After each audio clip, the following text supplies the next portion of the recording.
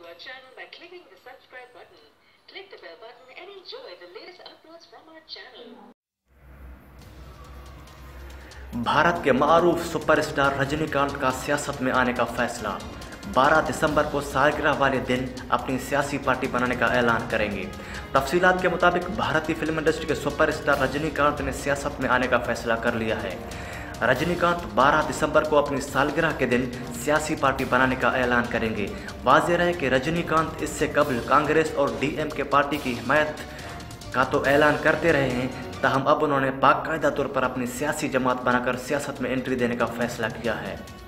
वाज़ेह रहे कि भारत में रजनीकांत को उनके फ़न अदाकारी के बायस देवता की हैसियत हासिल है और उनकी मकबूलियत हर दिन गुजरने के साथ बढ़ती रहती है।